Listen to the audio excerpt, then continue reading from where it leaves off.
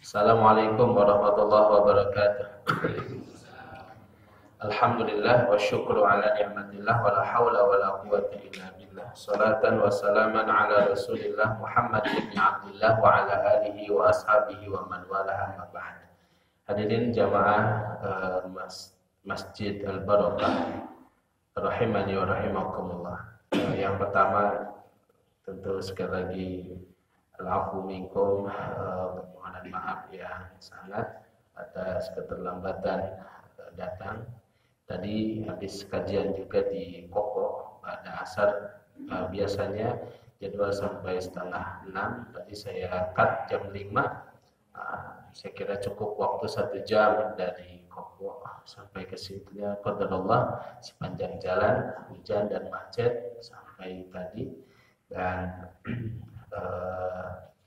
mudah-mudahan masa intidhar, masa menunggu tadi Bapak Ibu dicatat sebagai ibadah salat, karena kata Nabi menunggu intidhar salat ila salat.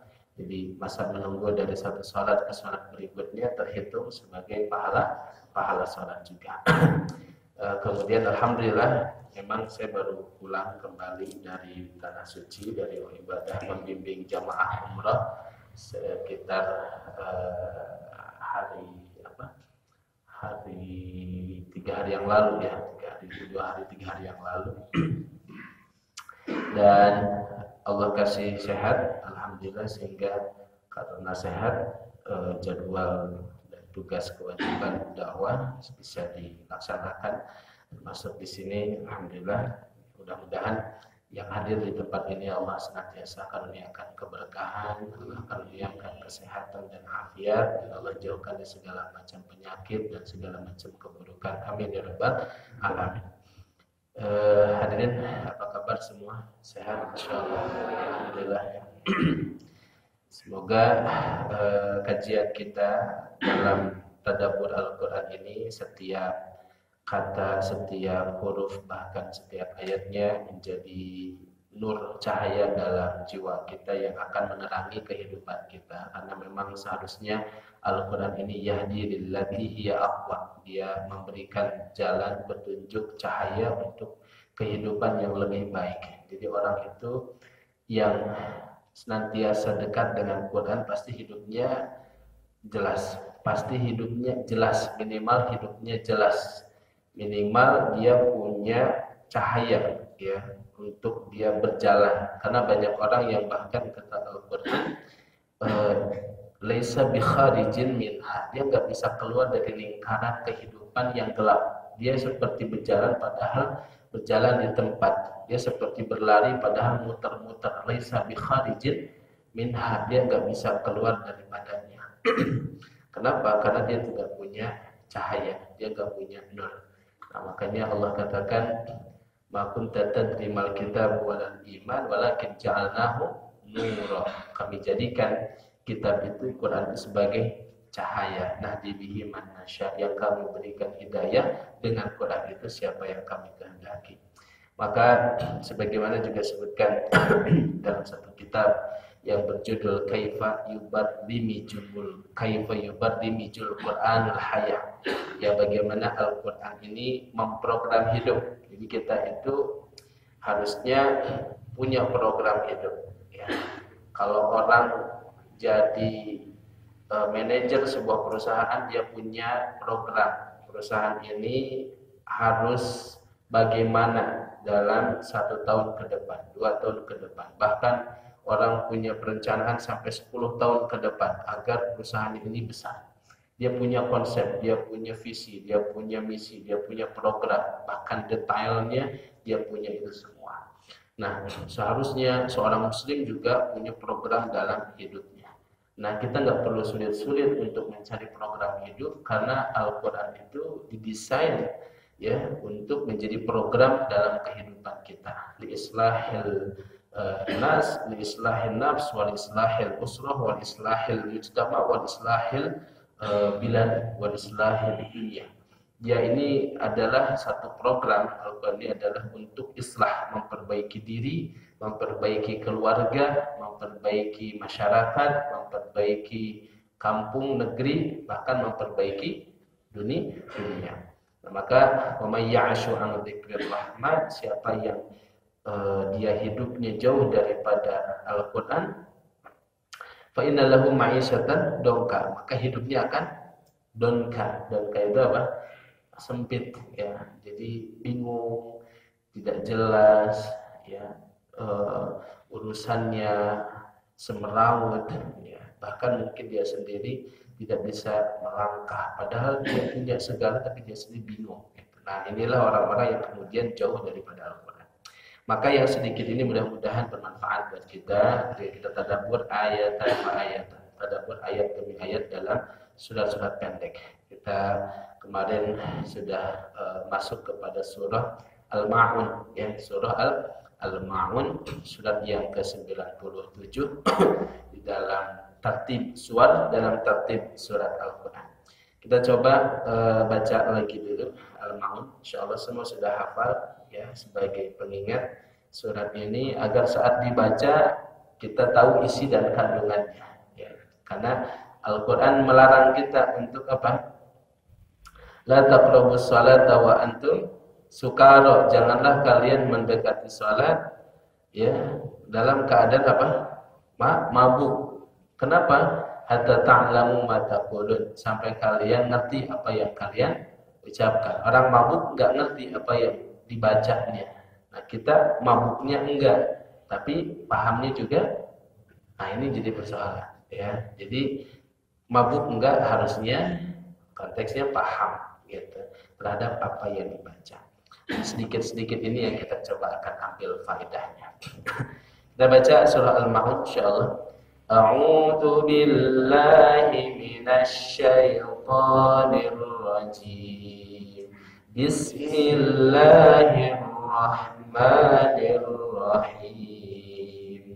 Ara'aital ladzi yukadzibu bid-din, fadzalikal ladzi yad'ul yatim wa la yahuddu ala ta'amil miskin, fawailul lil musallin alladzina hum 'an salatihim sahun alladzina hum yura'un wa yamna'un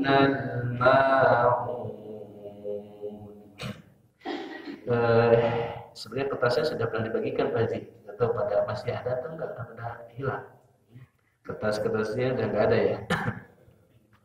Sudah dikopikan ya. Baik, nanti mungkin tinggal dicek lagi. Ini ayat tentang pendusta agama, disingkat PA. Nah, jadi jangan jadi PA. PA artinya apa? Pendusta agama. Siapa itu pendusta agama? Kata Allah, ara'aita alladzi yukadzibu biddin. Ini uslub itu metode Allah di dalam di ziyadat tashwiq ya, untuk menarik perhatian orang yang mendengarkannya. Jadi tidak lantas langsung menyebutkan pendusta agama adalah, enggak begitu cara Allah, uslub Allah di dalam membuat orang yang mendengarkannya itu tertarik, tapi dengan cara istifham, dengan cara pertanyaan. Ara'aita, tahukah kamu siapa itu alladzi yukadzibu biddin, orang yang pendusta agama, orang yang mendustakan agama. Bentuknya adalah pertanyaan. Kita kalau jadi guru di depan murid-murid kita lebih ada interaksi antara murid dengan guru, itu lebih menambah semangat pada murid ya. Jadi bentuknya pertanyaan. Tahukah kalian siapa itu pendusta agama? Siapa yang dimaksud dengan orang yang mendustakan agama? Allah awali dengan kalimat itu agar orang-orang yang mendengarkan pertama kali ayat ini turun, atau bahkan kita yang mendengarkan ayat ini dan paham maksudnya, tertarik dalam hati. Oh, ada ya yang disebut dengan pendusta agama. Siapa dia yang dimaksud dengan pendusta agama. Kan mengerikan. Ya, yang didustakan adalah agama. Maka kemudian kalimat yukadzibu ini menggunakan tasydid, ya, tidak yakdzibu. Kalau yakdzibu bohong, berbohong, mendusta juga. Tapi kalimat yukadzibu tambahan tasydid yakni liifadatit tikrar, menunjukkan dia suka melakukannya berulang-ulang. Dia suka mendustakan agama, sering dia lakukan, dan suka melakukan pendustaan agama dalam berbagai cabang dalam agama. Dia banyak mendustakan perkara-perkara dalam masalah agama. Maka orang yang mendustakan agama ini tentu banyak modelnya. Dari orang-orang yang kemudian mendustakan ayat, mendustakan sunnah Nabi SAW, lalu atau menolak daripada perintah-perintah Allah. Dikatakan ini produknya orang Arab lah, ini syariatnya Allah sudah tidak sesuai lah dengan keadaan kita dan seterusnya. Orang-orang yang mendustakan agama, termasuk yang mendustakan agama ini artinya yukadzibu biyaumiddin. Ya, yang dimaksud dengan din ini maknanya yaumiddin. Apa yaumiddin itu? Hari pembalasan. Karena ad-din itu maknanya juga adalah hari pembalasan. Apa artinya? Ya, dia tidak percaya dengan adanya hari pembalasan. Apa efeknya orang yang tidak yakin dengan adanya hari pembalasan? Maka kemudian tidak tertarik dia untuk beramal. Merasa cukup dengan, kalaupun dia orang muslim, merasa cukup dengan kebaikan yang sudah dia lakukan. Lihat dalam surah Al-Lail, ya kan? Fa amma man bakhila wastaghna, terus apa yang ketiganya? Wa kadzdzaba bil husna. Apa artinya wa kadzdzaba bil husna? Orang yang mendustakan pahala yang dijanjikan. Ya. Dia tidak yakin dengan adanya hari pembalasan, dengan adanya hari kebangkitan. Maka apa yang terjadi? Dia malas beribadah, malas beramal saleh. Maka orang-orang seperti ini disebutkan dalam surah Al-Lail, nanti dalam pembahasan khusus Al-Lail, fasanuyassiruhu lil usra. Dibuat sulit. Jadi kalau bawaannya diajak, bro kita ngaji dulu, aduh lagi sibuk nih. Nah, bawaannya malas. Idza qamu ila sholati, bahkan kepada sholat yang merupakan tiang agama, idza qamu ila sholati, kalau bangun untuk sholat, qamu kusala, bangun dalam keadaan kusala. Kusala artinya apa?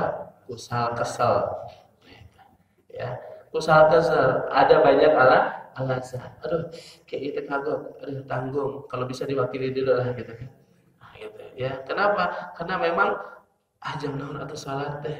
Da nu salat masuk salat ge anggar we. Raripuh hirupna gitu. Ya. Salat ada rezeki maningan beda cerita antara salat malah gue rezeki nah gitu. Nah, jadi dia seolah-olah melihat itu enggak menguntungkan ibadah salat. Nah, jadi dalam hal ibadah pun ya nggak tertarik. Sekalinya sholat mungkin Jumatan kita pas beres khutbah nembe datang. Sekali datang dia pangtungtungna gitu kan.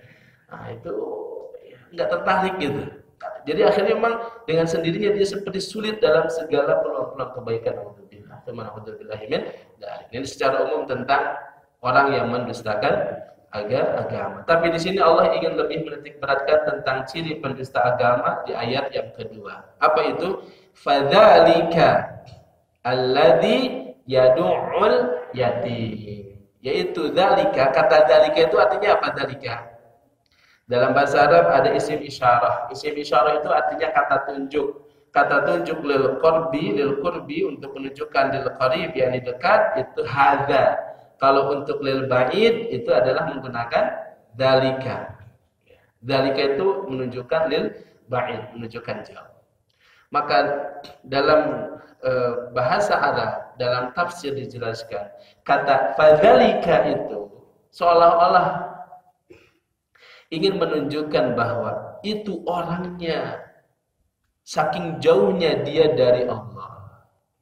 Ketika tanya siapa dia yang mendustakan agama, itu orangnya. Ya, saking ingin menunjukkan jauhnya dia dari Allah, maka Allah menggunakan kalimat dalika. Fadzalikal ladzi yad'ul yatim. Tuh, orang itu tuh saking dia jauh dari rahmatnya Allah, maka menggunakan kalimat dalika. Nah, siapa alladzi yad'u? Da'a yad'u artinya adalah mendorong, menghardik, ya. Dengan ucapan berarti dia menghina, dia menghardik, dia menjelekan, dia berkata kasar. Dengan tangan berarti dia mendorong. Terus apa lagi? Menepak, apa lagi? Bukan begitu lah, ya. Dengan tangan, dengan ucapan, diapain lah gitu kan. Itu namanya yadu. Yadu ulid. Dan ini yang dilakukan oleh Abu Jahal dan kawan-kawan. Kalau ini adalah makiyah, maka ini yang dilakukan oleh Abu Jahal, yakni Umar bin Hisham nama aslinya. Ini yang dilakukan oleh Abu Lahab, dilakukan juga oleh Umayyah bin Khalaf, gembong-gembongnya orang-orang Quraisy yang mereka kaya-kaya, tapi urusan kepada anak yatim, orang miskin, ya, mereka bahkan yadu. Lihat ini tuh bawaannya geleh, gitu. Lihat anak yatim tuh bawaannya pengen ngusir, ya, belum nyampe ke pintu sudah ditutup pintunya. Ini yadumul yatim. Maka lihat nanti dalam Al-Quran itu hadirin, kita itu kalaupun kita nggak bisa membantu, maka qaulun ma'rufun, berkatalah apa yang baik. Itu bahkan lebih baik, khairun min shadaqatin, lebih baik daripada sedekah yang kita keluarkan tetapi yatba'uha ada, diikuti dengan menyakiti orang yang menerimanya. Maka hati-hati Ibu, jangan mentang-mentang kita punya lalu kita kasih lalu seolah-olah kita sudah menjadi orang baik. Enggak cukup dengan kita ngasih. Bal hayatuna, bahkan cara kita ngasih pun itu menunjukkan kita itu benar enggak sih baik gitu. Ya, apakah itu di situ ada idza atau tidak? Karena idza itu artinya menyakiti orang yang menerima, itu bisa menjadi pembatal kebaikan kita. Apa kata Allah? Ya ayyuhalladzina amanu la tubtilu shadaqatikum bil manni wal adha.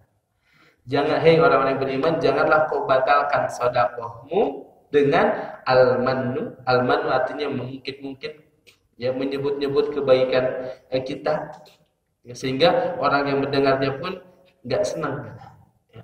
Yang kedua, wal adha, atau menyakiti hati orang yang menerimanya. Nah, maka itu bisa membatalkan sedekah kita. Jadi bahkan saya suka menyampaikan, cara kita ngasih itu coba lihat orang marketing. Dia bukan cuma bicara tentang apa, bicara tentang isi, tapi lihat kemasannya, ya. Jadi jangan jadi iklan nanti. Tanpa saya tutup ya namanya. Kenapa harus warnanya begini? Kan ini iklan, kan ini kemasan. Kalau cuma ini kan sama dengan satu gelas yang pakai gelas, tapi ini punya harga. Kenapa? Karena apa? Kemas. Orang lebih terhormat dikasih dalam bentuk seperti ini kan. Padahal isinya sama air nahar kan ya gitu, kalau nahar gitu. Bahkan bisa jadi air hangat, air yang sudah dibikin lebih enak, tidak lebih menarik daripada yang sudah dikemas. Kenapa tahu Sumedang yang di sisi jalan masih 1000 hiji atau 2000 tilo, sedangkan kalau yang di mana tuh, padahal sama-sama tahu Sumedang, bahkan di itu mah hampos gitu isinya, tapi harganya lebih mahal. Apa yang membedakan? Kemasan kan, itu mah di kemasan lagi, masya Allah kemasan lagi mahal harganya. Nah maka Islam sampai mengatur seperti itu. Kenapa? Jadi jangan sekedar kita memberi, ya, tetapi kemudian hayahnya, cara memberinya, atau lisan kita saat memberikannya menyakiti hati yang menerima, maka sejak awal batal pemberian kita, sedekah kita batal. Maka kalaupun kita masih nggak mau bersedekah, lebih baik apa? Qaulun ma'ruf, berkata yang baik, khairun, jauh lebih baik daripada sedekah yang diikuti dengan apa? Menyakiti hati orang yang. Lebih baik kita ucapkan, mohon maaf hari ini saya belum bisa memberikan, semoga Allah kasih jalan buat bapak, buat ibu dari jalan yang lain, ya, mohon maaf sebelumnya. Kalimat itu lebih baik daripada sedekah yang diberikan tapi disertai dengan adab.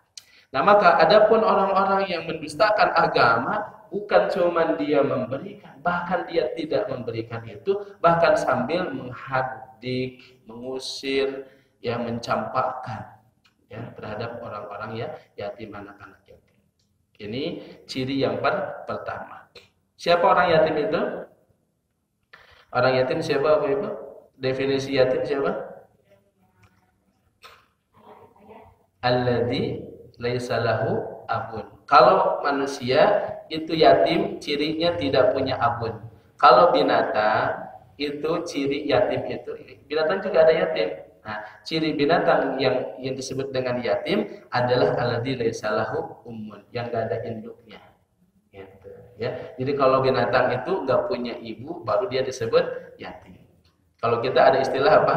Yatim piatu. Nah, ini istilah kita, bukan istilah hadis Nabi, bukan istilah agama, ya, piatu. Yang disebut dalam Al-Qur'an, dalam hadis adalah yatim, dan yang disebut dengan yatim adalah bifaqdil abi, yang tidak punya bapak. Yang tidak punya bapak. Nah, jadi itu baru disebut ya yatim. Kalau tidak punya ibu, masih punya bapak, itu tidak masuk kategori ya yatim. Jadi piatu nggak masuk terminologi syariat. Istilah piatu nggak masuk kategori syariat tentang yatim. Kan nanti ada syarat khusus tentang yatim. Ngelus aja itu jadi melembutkan hati, ngelus kepalanya anak yatim, kan begitu. Nah, maka kemudian yatim itu, ya, ada dua penjelasan ulama. Yang pertama yang menjelaskan yaitu orang yang tidak punya bapak sampai balik. Kalau sudah balik ke sana bukan lagi disebut yatim. Nanti kalau habis balik ke sana disebut yatim, saya juga yatim. Ya, ada jenggotan kayak gini masih disebut yatim ini, ya, karena tidak punya bapak. Nah, jadi hatta yablugh, sampai balik. Dan ini yang lebih kuat. Ada pendapat yang mengatakan, ya, dia masih disebut yatim sampai dia bisa menafkahi dirinya sendiri. Tapi yang lebih kuat, ya, tapi ini dua pendapat, ya, dua pendapat tentang definisi yatim, ya. Tapi yang disebutkan yang lebih kuat adalah yang disebut tadi, sampai dia balik. Karena bisa jadi terus-terusan, ya, ngerasa yatim, ya, ngerasa mustahik, ya. Jadi yang berhak untuk mendapatkan santunan gitu, kenawan anak SMA baru masuk ke awal kena padana gitu kan. Ini yatim katanya, padahal dia sudah bukan cuma balik lagi gitu, udah gede banget gitu. Makanya kalau bisa, kalau memang kita sebagai penyelenggara daripada satu badan di situ mengasuh anak yatim, bagusnya masukin kalimat yatim du'afa.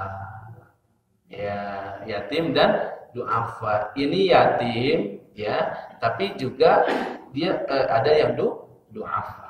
Kalau cuma yatim dibatasi tadi sampai balik. Tapi kalau du'afa, mau balik, mau belum balik, mau sudah balik, yang penting dia belum mampu untuk memenuhi kebutuhannya, maka masuk kategori du'afa. Ya.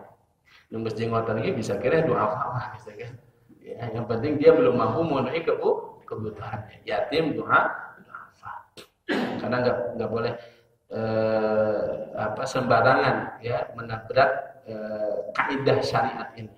Karena nanti nggak boleh juga kita kemudian yakuluna amwal yatama, memakan harta anak yatim, ya. Innama yakuluna nar, sesungguhnya dia makan adalah kayu api neraka. Nah, itu yang disebut dengan yatim, ya. Dan mereka itu pendusta agama, ya, du'ul yatim, dia menghadik orang yatim. Yang kedua, ayat berikutnya adalah wala yahuddu ala ta'amil miskin. Apa itu yahuddu? Yahuddu itu menganjurkan. Nah, maka wala, dan dia tidak apa? La yahuddu, tidak menganjurkan ala ta'am. Apa artinya ta'am? Food, makanan. Tidak menganjurkan untuk memberi makan al-miskin, orang miskin. Jadi orang-orang yang mendustakan agama ini, dia malu kalau buruknya sendiri. Dia malu kalau jadi orang pelit sendiri. Maka dia bukan hanya tidak membantu orang miskin, tapi bahkan dia tidak mengajak orang membantu orang miskin, bahkan dia menghalangi orang untuk berbuat baik kepada orang miskin. Karena kalau misalnya dalam satu komunitas, satu kelompok, hanya dia sendiri yang bakhil, yang lain baik, dia akan malu. Maka apa yang dia lakukan? Dia melakukan berbagai cara agar orang pun tidak peduli kepada orang yatim, anak yatim, dan orang miskin. Jadi bahkan dia menganjurkan orang, udahlah, nggak usah dibantu, nggak usah diperhatikan, kita aja susah cari makan aja berat gitu. Nah, ini perilaku para pendusta agama. Ini nggak remeh gelar PA ini, gitu ya. Gelar ini gelar mengerikan, disebut sebagai pendusta agama. Selanjutnya Allah mengatakan fawailul lil musalli. Nah, pendusta agama itu ada yang sifatnya hablum minan nas, kaitannya tadi itu anak yatim, orang miskin, orang fakir yang dia tidak pedulikan.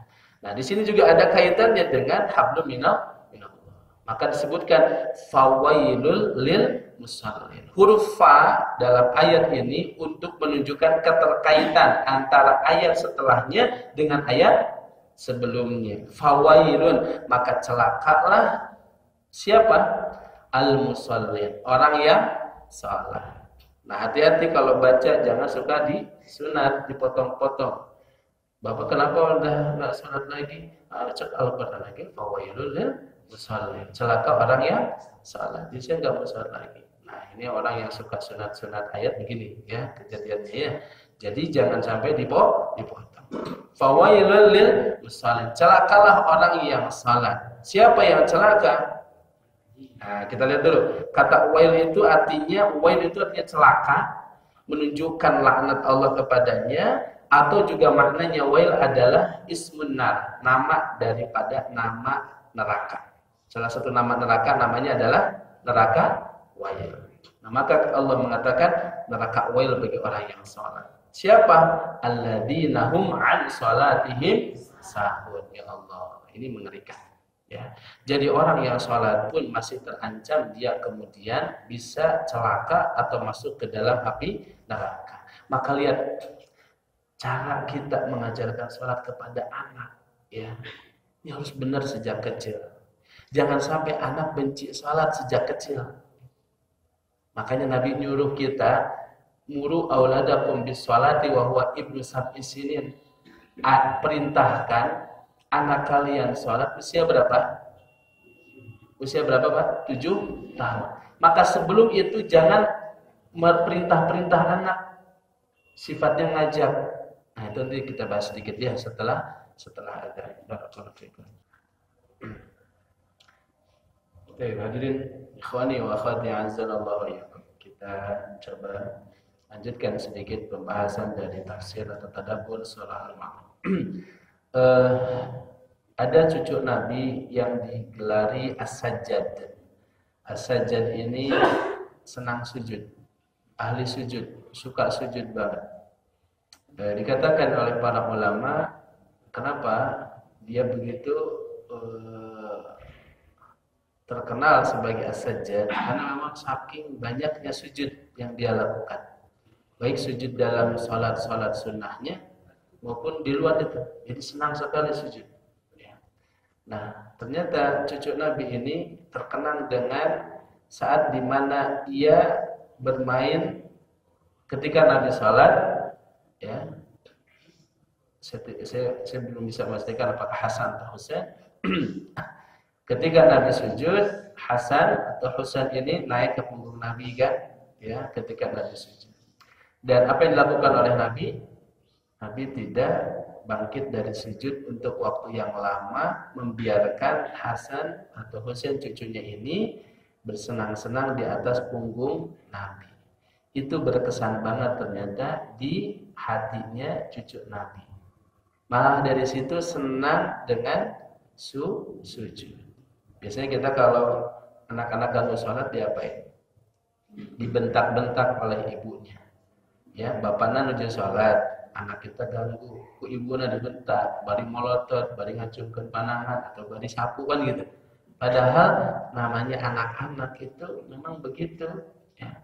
Malah dibiarkan, saya suka bilang biarkan, ya, badai ngagantel, badai naik, badai sosorodotan, badai segala macam. Ketika kita sholat gak apa-apa, ya, supaya apa?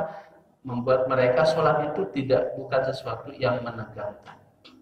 Yang pertama. Yang kedua, kalau belum waktunya disuruh, jangan disuruh, tapi baru diajar, dibiasakan. Sampai usia 7 tahun itu, ya, sampai usia sebelum 7 tahun baru diajar. Sholat sholat yuk. Gak mau, gak apa-apa. Jangan neraka siang, neraka ya, gitu. Apal tuh sholat, digantung, ya, kaki anak kalau buat leherna doang. Jadi orang dengar sholat itu mungkin dia sholat, tapi sholat robot. Ya, sekalinya di depan orang tua dia sholat, atau masuk ke kamar, kunci pintu, diam sebentar, sekiranya cukup waktu disebut sudah sholat, lalu keluar sudah sholat. Sana pengalaman kita. Berarti kesan kita terhadap sholat itu tidak enak. Kesan kita terhadap sholat itu bukan sesuatu yang nyaman, yang menyenangkan, sehingga kita bahkan bermain dengan orang tua kita untuk agar kita disebut sudah sholat padahal belum sholat. Ini bencana kita. Sehingga jadilah orang-orang yang sahun. Sekalinya sholat, sahun. Sahun itu artinya apa? Lalai dari sholatnya. Bisa maknanya adalah takhiruhu ma'an waktiha, mengakhirkan waktunya. Sholat duhur mepet ke asar, sholat asar mepet ke maghrib, sholat maghrib mepet ke sholat isya, mepet ke astagfirullah, gerak putih mepet ke subuh, sholat sholat subuh mepet ke nawan. Kedua, ya, memang ini termasuk aliran di negeri kita yang banyak diikuti. Nama alirannya, madhabnya madhab mepetiyah, gitu kan? Ini nggak tahu imamnya siapa nih, imam madhab mepetiyah. Cuman banyak penggemarnya, followernya banyak. Kayaknya kalau buat akun khusus aliran mepetiyah banyak penggemarnya itu ya. Padahal itulah yang dikhawatirkan dalam Quran tentang generasi yang buruk. Generasi yang buruk di Al-Quran dicirikan 2, Bapak Ibu, dan itu bermula dari sholat. Apa itu ciri yang pertama? Ada'us sholat. Khalfun, generasi yang ada'u, bukan taroku. Ada'u. Ish makna ada'u? Apa artinya ada'u? Yakni amhalu, yakni sahun, yakni melalaikan sholat. Yang pertama itu generasi terburuk versi Al-Quran, bukan versi Barat, bukan versi Timur, bukan versi siapa-siapa. Versi Al-Quran, versi Allah, anak kita termasuk khalfun dhaif, generasi lemah, generasi buruk apabila yang pertama ada'us shalah, melalaikan sholat. Jadi walaupun gurunya bilang orang yang paling cerdas, paling pintar, paling berprestasi, walaupun pemerintah setempat mengatakan orang yang paling hebat, paling gagah, paling berani, paling ini, paling itu, tapi kalau dia ada'us shalah, gagal kita sebagai orang tua. Gagal kita sebagai orang tua. Kenapa? Di hadapan Allah buruk anak kita. Di sisi Allah berat pertanggungjawaban kita nanti menghadap Allah, ditanya tentang anwaladika, tentang anakmu. Kenapa dia melalaikan sholat? Ini ciri yang pertama. Dan dari sini nanti efeknya apa? Efeknya adalah kepada sifat berikutnya apa? Wattaba'us syahawat. Yaitu apa? Suka memperturutkan syahwat. Syahwatnya sudah tidak terkendali lagi. Akhirnya apa? La yubali bihalalin au biharamin kasabu. Udah nggak peduli mau usahanya halal ataukah usahanya haram. Alhamdulillah. Ini yang bahaya kalau kita habis-habisan membesarkan anak, habis-habisan jual ini jual itu, anak sekolah tinggi-tinggi, tapi 2 sifat ini ada pada anak kita. Maka jadilah dia naudzubillah nanti orang yang pintar tapi kebelingan, pintar tapi jadi koruptor, ya, pintar tapi jadi penentang agama. Naudzubillah min dzalik. Maka di sini sejak awal Allah katakan fawailun, celaka. Karena ada yang salah, ada yang konsep dari awal tentang pendidikan diri kita. Termasuk mohon maaf kita juga evaluasi diri. Kenapa kita misalnya malas sholat? Ada sampah masa lalu yang masih menempel sehingga membuat kita tidak semangat sholat. Nah itu yang jangan diterapkan lagi kepada anak keturunan kita. Makanya baru sebenarnya boleh untuk dipukul. Dipukul itu ghairu mubarrah ya.